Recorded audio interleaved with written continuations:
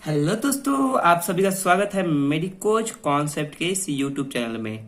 तो आज की इस वीडियो में हम एक टॉपिक को कवर करने वाले हैं जो नर्वस सिस्टम का टॉपिक नंबर 3 है, दैट इज एक्शन पोटेंशियल। तो एक्शन पोटेंशियल क्या होता है, इसके फेजेज और ये कहाँ से जनरेट होता है, ओरिजिनेट होता है और इसके प्रॉपर्टी वगैरह को कवर करने वाले हैं। तो चलिए शुरू करते हैं। तो एक्शन पोटेंशियल क्या है? Sequence of change occur in membrane potential following excitation called action potential और sudden fast transitory and propagated change in resting membrane potential is called action potential. तो इसके कहने का मतलब क्या है, एक सीक्वेंस ऑफ चेंज होता है, बहुत सारा सीक्वेंस होने के बाद चेंज होता है इस मेम्ब्रेन पोटेंशियल में। सेल के मेम्ब्रेन में या मेम्ब्रेन पोटेंशियल में चेंजेस अकुर होता है। कब होता है? जब एक्साइटेशन होता है, जब हम इस सेल को एक्साइट करेंगे, कोई स्टिमुलस देंगे, तब एक चेंज अकुर होगा, उसी को हम एक्शन पोटेंशियल कहते हैं। ये चेंज जो होता है सडन हो सकता है, अचानक हो सकता है, फास्ट हो सकता है और ट्रांजिस्टरी और प्रोपेगेटेड चेंज हो सकता है रेस्टिंग मेम्ब्रेन पोटेंशियल में। तो हम जानते हैं कि रेस्टिंग मेम्ब्रेन पोटेंशियल में जो सेल के आउटसाइड पॉजिटिव चार्ज होते हैं और अंदर निगेटिव चार्ज होता है। जब इसके ऊपर हम कोई स्टिमुलस प्रोवाइड करते हैं तो यहाँ पे क्या होता है, रिवर्स हो जाता है, मतलब कि पॉजिटिव चार्ज अंदर की ओर आ जाता है और निगेटिव चार्ज बाहर की ओर आ जाता है। यानी मतलब कह सकते हैं कि यहाँ पे कोई ना कोई चेंजेज अकुर हुआ है, कोई चेंज हुआ है, सीक्वेंस ऑफ चेंज हो गया। तो इसी को हम एक्शन पोटेंशियल कहते हैं। ओरिजिन की बात करें, जो आपका एक्शन पोटेंशियल है, ये सिर्फ एक एक्साइटेबल सेल में ही ओरिजिनेट करेगा। कहाँ करेगा? सिर्फ और सिर्फ एक एक्साइटेबल सेल में ये ओरिजिनेट करेगा। नर्व हो या मसल सेल हो, हम जानते हैं कि resting membrane potential of the nerve हम जानते थे -70 मिली वोल्ट होता है। वही मसल सेल का जो होता है -90 मिली वोल्ट, वो रेस्टिंग मेम्ब्रेन पोटेंशियल था। लेकिन यहाँ पे जो है ये क्या है, एक्शन पोटेंशियल के बारे में हम बात कर रहे हैं। तो यहाँ पे एक्साइटेबल सेल पे ये इसका ओरिजिनेट होता है। क्यों होता है? यहाँ पे आयनिक इक्विलिब्रियम में डिस्टरबेंस हो जाता है। हम जानते हैं सोडियम पोटेशियम प्रेजेंट होते हैं सेल में और उसके डिस्टरबेंस की वजह से, मतलब कि हम कह सकते हैं यहाँ पे आयनिक इक्विलिब्रियम में डिस्टरबेंस हुआ, जिससे कि एक्शन पोटेंशियल जनरेट हो गया है। अब हम फेजेज की बात करें तो फेजेज बहुत सारे हैं। तो सबसे पहले हम जानते हैं कि ये क्या है। ये जो है आपको एक सेल है, ये सेल है। सेल के ऊपर मैंने आपको कल बताया था रेस्टिंग मेम्ब्रेन पोटेंशियल में कि जब हम दो इलेक्ट्रोड को लगाते हैं किसी के ऊपर, सेल के ऊपर, तो कोई रिस्पांस ऑब्जर्व नहीं होता है। लेकिन हम उसी को अंदर एक बाहर करके लगाते हैं तो उसको एक रिकॉर्डिंग ऑब्जर्व होता है। तो ये है स्टिमुलेटिंग इलेक्ट्रोड। तो इसको जब हम बाहर लगाए हुए हैं, सेल के आउटसाइड लगा है, तो ये है स्टिमुलेटिंग इलेक्ट्रोड, ये स्टिमुलेट करता है। लेकिन जो रिकॉर्डिंग इलेक्ट्रोड है, सेल के अंदर और बाहर लगाने पर ही हमें पता चलता है। तो ये स्टिमुलेटिंग रिकॉर्ड और रिकॉर्डिंग इलेक्ट्रोड है। तो आपको यहाँ पे एक डायग्राम देखने को मिल रहा होगा। ये डायग्राम क्या है? ये डायग्राम दर्शाता है किस तरह एक्शन पोटेंशियल जनरेट होता है, किस तरह फेज होते हैं एक्शन पोटेंशियल के। तो यहाँ पे आपको डायग्राम दिख रहा होगा। तो ये हम कह सकते हैं कि जो ये है, इसको हम टाइम लाइन कहते हैं, यानी टाइम मेजर करने के लिए, जो कि हम मिली सेकेंड में लिए हैं। और ये जो है वोल्टेज, यानी मिली वोल्ट में हम वोल्टेज लिए हैं। तो हम जानते हैं रेस्टिंग मेम्ब्रेन पोटेंशियल पे जो आपका वोल्टेज होता है वो -70 मिली वोल्ट होता है एक न्यूरॉन्स के लिए, और ये है टाइमलाइन। तो सबसे पहले इसमें फेजेस की बात करें तो सबसे पहला फेज है रेस्टिंग मेम्ब्रेन पोटेंशियल, जो कि न्यूरॉन्स का -70 होता है। और इसमें क्या होता है, बाहर में पॉजिटिव चार्ज होता है, अंदर में निगेटिव चार्ज होता है। इसलिए हम कह सकते हैं यहां से स्टार्ट होता है phase, that is resting membrane potential, that is -70 millivolt in neurons. उसके बाद है स्टिमुलस आर्टिफैक्ट। स्टिमुलस आर्टिफैक्ट क्या होता है? ये एक इरेगुलर, देख लीजिए आप लोग, ये एक irregular change in potential, irregular change in potential when stimulus is given. It is due to current leakage from stimulating electrode to recording electrode. It mark point of stimulus. मतलब कि ये कुछ इरेगुलर चेंज हो गया potential में जब हम stimulus दिए। जब ये सेल था, इसके ऊपर, सेल के ऊपर हम कुछ स्टिमुलस प्रोवाइड किए हैं, तो यहाँ पे कुछ इरेगुलर चेंज हुआ। क्या हुआ? सेल है, सेल के ऊपर हम स्टिमुलस प्रोवाइड किए तो एक इरेगुलर चेंज हो गया, जिससे क्या होता है कि मतलब कि पोटेंशियल में चेंजेज आती है जब हम कोई स्टिमुलस देते हैं। तो पोटेंशियल में चेंजेस आती है, कोई हम स्टिमुलस देते हैं। क्यों होता है? Due to current leakage off from stimulating electrode to recording electrode.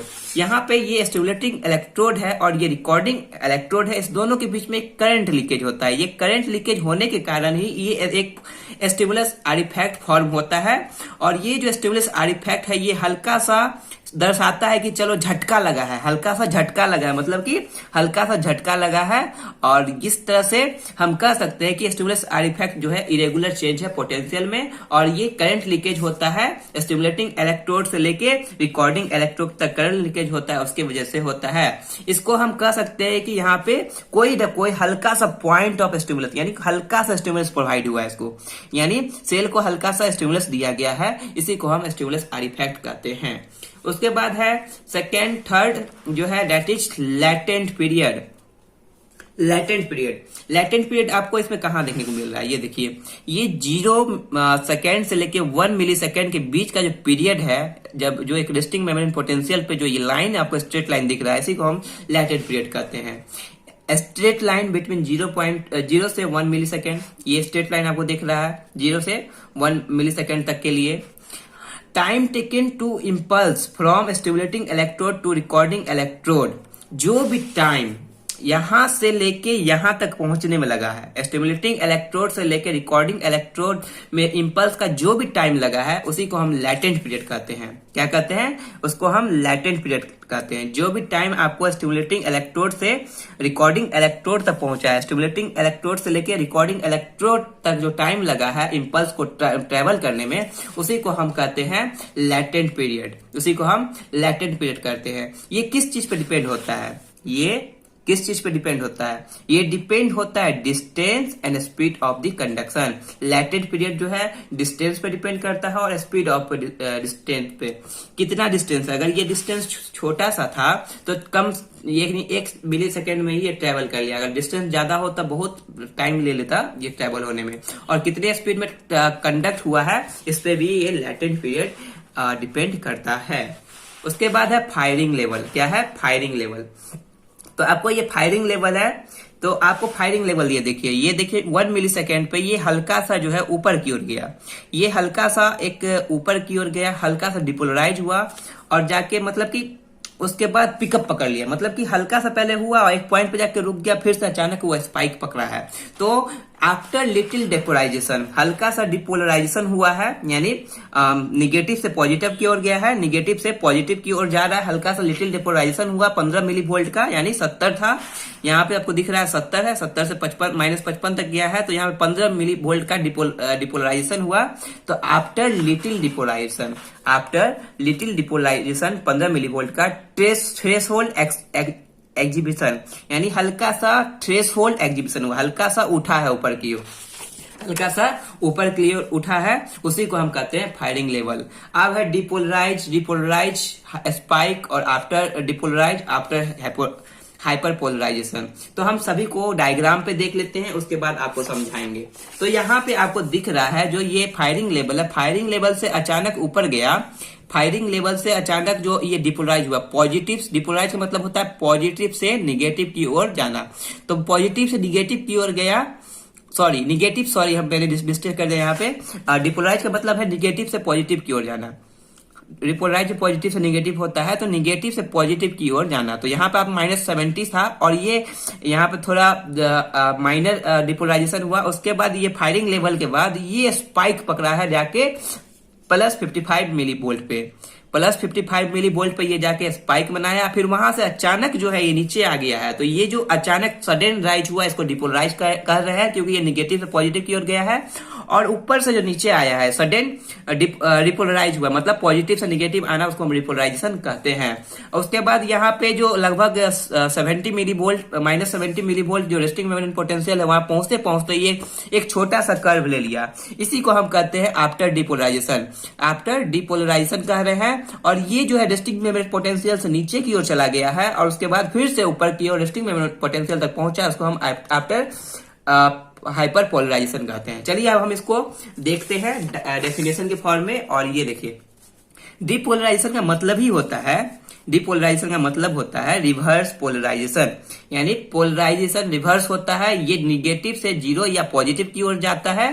Reduction of membrane potential, जो भी पोटेंशियल होता है, जो भी करंट होता है मिली वोल्ट में हम करंट को मेजर कर रहे हैं वो निगेटिव से जीरो की ओर जाएगा और उसके बाद पॉजिटिव की ओर जाएगा। इसी को हम डिपोलराइजेशन कहते हैं, क्योंकि यहाँ पे जो है सोडियम इन्फ्लक्स के वजह से होता है। क्या होता है? सोडियम इन्फ्लक्स, मतलब कि आपका जो सेल मेम्ब्रेन है उसके अंदर सोडियम जो है इंटर करती है। ये क्या करती है? इसके परमिबिलिटी को इंक्रीज करती है, जिससे क्या होता है कि निगेटिव से जीरो जाएगा फिर पॉजिटिव की ओर जाएगा, और ये डिपोलराइजेशन हुआ।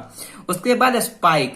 स्पाइक क्या होता है? जो स्पाइक जो है पीक लेवल है, जहां पे डिपोलराइजेशन होता है सबसे पहले, उसके बाद रिपोलराइजेशन होता है। तो नीचे से ऊपर गया फिर ऊपर से नीचे आया, तो पीक लेवल को ही हम स्पाइक कहते हैं। Overshoot zero potential level to approx 35 millivolt. तो यहाँ पे एक जीरो कहीं पे आके यहाँ पे होगा 0 मिली वोल्ट होगा। तो यहां से लेके यहाँ तक का जो है उसको ही हम स्पाइक कहते हैं। यहाँ पे ओवरशूट होता है और ये आपको समझना जरूरी है।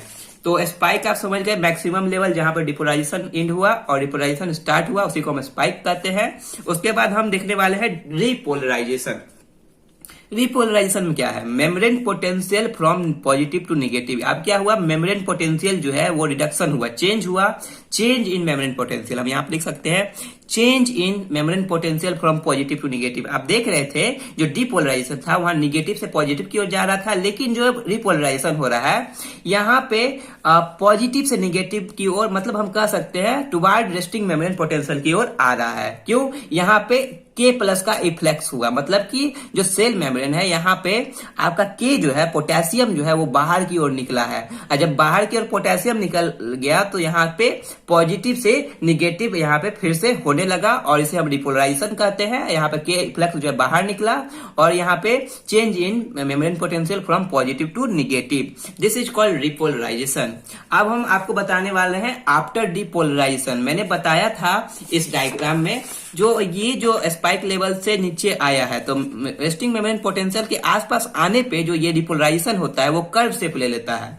जो कर्व शेप ले लिया और वो रेस्टिंग मेम्ब्रेन पोटेंशियल से नीचे चला गया, उसी को हम आफ्टर डिपोलराइजेशन कहते हैं। तो ये जो एरिया आपको दिख रहा है this is called after depolarization. और उसके बाद जो ये रेस्टिंग मेम्ब्रेन पोटेंशियल से नीचे गया है और धीरे धीरे ऊपर की ओर गया, इसको हम आफ्टर हाइपरपोलराइजेशन कहते हैं।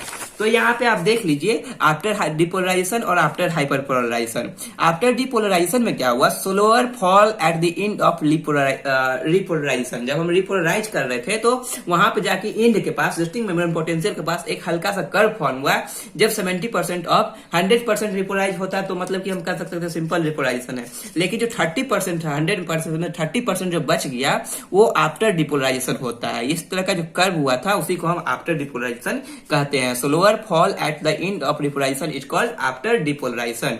अब डिपोलराइजेशन के बाद क्या हुआ? After hyper polarisation. हाइपर मतलब अधिक से अधिक पोलराइजेशन, मतलब कि ये रेस्टिंग मेम्ब्रेन पोटेंशियल है उसके नीचे भी चल गया तो हाइपर पोलराइजेशन हो गया। इसको क्या कहते हैं? जब रेस्टिंग मेम्ब्रेन पोटेंशियल पे ये रीच कर गया, जब ये रेस्टिंग मेम्ब्रेन पोटेंशियल पे जो डिपोलराइजेशन रीच किया है after depolarization, tracing become more negative, और ये -70 से भी ज्यादा निगेटिव हो गया than resting membrane potential. Resting membrane potential जो होता है -70 होता है, उससे भी निगेटिव चला गया है, उसे हम हाइपर पोलराइजेशन कहते हैं। कुछ समय के लिए गया था लेकिन बाद में वो इंक्रीज हो गया और जाकर रेस्टिंग मेम्ब्रेन पोटेंशियल पर टच कर गया, उसी को हम हाइपर पोलराइजेशन कहते हैं। तो रेस्टिंग जो आपका जो ये रिपोलराइजेशन था वो रेस्टिंग मेम्ब्रेन पोटेंशियल से भी निगेटिव गया, नीचे गया, उसे हम निगेटिव बन गया, और वहां पे फिर क्या हुआ? आफ्टर सम टाइम जो है वो इंक्रीज किया, फिर रेस्टिंग मेम्ब्रेन पोटेंशियल पे चला गया, उसी को हम हाइपर पोलराइजेशन कहते हैं। तो यहाँ पे आपको मैंने आज बताया है एक्शन पोटेंशियल क्या होता है, उसके फेजेस क्या होते हैं, कहां से ऑरिजिनेट होते हैं। तो उम्मीद करता हूं कि आपको ये वीडियो समझ में आया होगा। आपको ये ग्राफ को अच्छे से समझ लेना है, क्योंकि ये ग्राफ जो है बहुत ही काम का ग्राफ है। तो मैं एक बार और कोशिश करता हूं कि ये टाइम पीरियड है, ये करंट पीरियड है, मिली वोल्ट में है, ये मिली सेकेंड में है। तो सबसे पहले क्या होता है? रेस्टिंग मेम्ब्रेन पोटेंशियल होता है जो कि -70 होता है। वहां से क्या होता है? स्टिमुलस आर इफेक्ट होता है, हल्का सा करंट जो होता है, झटका लगता है। हम कह सकते हैं झटका लगता है। क्यों लगता है ये झटका? ये झटका क्यों लगता है? क्योंकि हम कह सकते हैं ये झटका लगा है यहाँ पे करंट लीकेज की वजह से। तो इसे हम स्टिमुलस इफेक्ट किए, यहाँ पे पता चल गया कि इम्पल्स इसके अंदर आ गया। कुछ समय के लिए लैटेंट पीरियड माना गया है। लैटेंट पीरियड एक स्ट्रेट लाइन है जो कि इम्पल्स को यहाँ से स्टिमुलेटिंग इलेक्ट्रोड से रिकॉर्डिंग इलेक्ट्रोड तक में ट्रेवल करने में लग गया, उसको हम लैटेंट पीरियड कहते हैं। फिर एक फायरिंग लेवल हुआ, एक हल्का सा डिपोलराइजेशन हुआ, फिर -55 पे जो 15 मिलीवोल्ट का ये फायरिंग लेवल था, और यहाँ से अचानक सडन राइज हुआ, सडन स्पाइक हो गया, मतलब सडन डिपोलराइजेशन हो गया, निगेटिव से पॉजिटिव जो मैक्सिमम 55 मिलीवोल्ट पर गया, वहां पर स्पाइक फॉर्म किया, फिर वहां से अचानक रिपोलराइजेशन हो गया। फिर यहाँ पे आगे क्या हुआ, आपको हाइपर यहाँ पे आफ्टर डिपोलराइजेशन हुआ, उसके बाद ये रेस्टिंग मोमेंट पोटेंशियल से नीचे की ओर गया, उसे हम हाइपर पोलराइजेशन कहते हैं। तो ये था 7-8 स्टेज था, फेज था। तो उम्मीद करता हूं कि आपको ये वीडियो पसंद आया होगा। तो आप एक काम कीजिए, हमारे मेडिकोज चैनल को, मेडिकोज कॉन्सेप्ट चैनल जो है उसको सब्सक्राइब कीजिए और अपने दोस्तों के साथ वीडियो को शेयर कीजिए, क्योंकि एग्जाम में ये नोट्स काफी हेल्पफुल होंगे आपके लिए। आप ये नोट्स भी बना के अगर आते हैं तो आपको अच्छा मार्क्स मिल सकता है। और इस चैनल से जुड़िए, क्योंकि इसी तरह के अच्छे अच्छे कंटेंट मैं आप सबके लिए लाता रहूंगा। उम्मीद करता हूं कि आपको ये वीडियो पसंद आया होगा। मिलते हैं नेक्स्ट वीडियो में। नेक्स्ट वीडियो में हम लोग कवर करने वाले हैं mechanism of development of action potential. तो जो एक्शन पोटेंशियल है वो किस तरह डेवलप होता है और किस तरह ये प्रोपेगेट होता है, मतलब कि कंडक्ट होता है माइलिन में और अनमाइलिनेटेड न्यूरॉन में। तो मिलते हैं नेक्स्ट वीडियो में, तब तक के लिए धन्यवाद। दोस्तों को बोलिए इस चैनल को सब्सक्राइब करने के लिए, अपने दोस्तों के साथ शेयर कीजिए इस चैनल को, और लाइक कीजिए वीडियो को, कमेंट जरूर कीजिए, इससे मुझे मोटिवेशन मिलती है नई वीडियो बनाने के लिए। धन्यवाद।